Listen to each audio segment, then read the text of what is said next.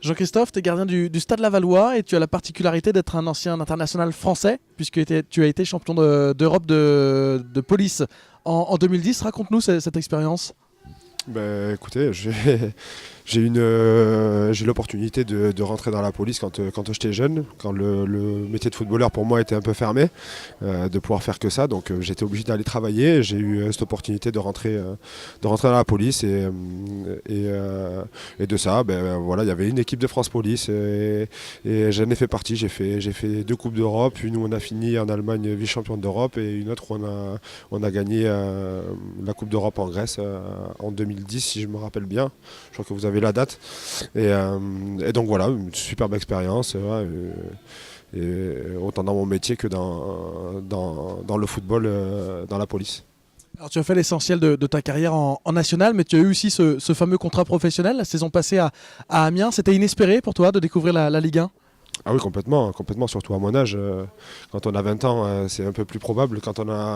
J'allais avoir 34 ans, donc c'était un mois après j'avais 34 ans, donc c'était complètement inespéré. Je crois que c'est une première à ce niveau-là. Donc voilà, c'était un rêve de gamin qui se réalisait, dont j'espérais plus avoir l'opportunité de faire. Donc voilà, quand j'ai eu cette opportunité-là qui a frappé à la porte, j'ai de suite sauté sur l'occasion. Et puis j'ai eu une très belle expérience l'année dernière, puisque j'ai eu la chance de jouer au moins un match de Ligue 1. Après j'en ai fait 36 autres sur le banc.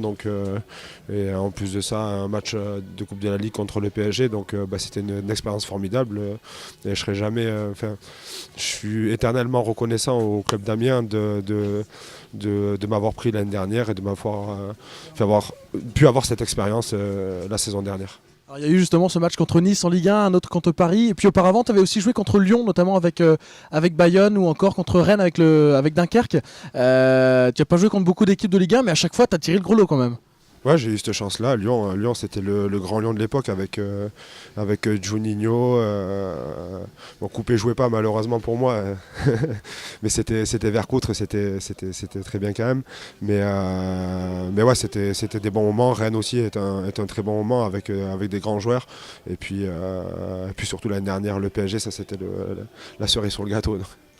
Alors sortir du terrain en encaissant un but de Juninho ou un penalty de Neymar, c'est presque une fierté finalement.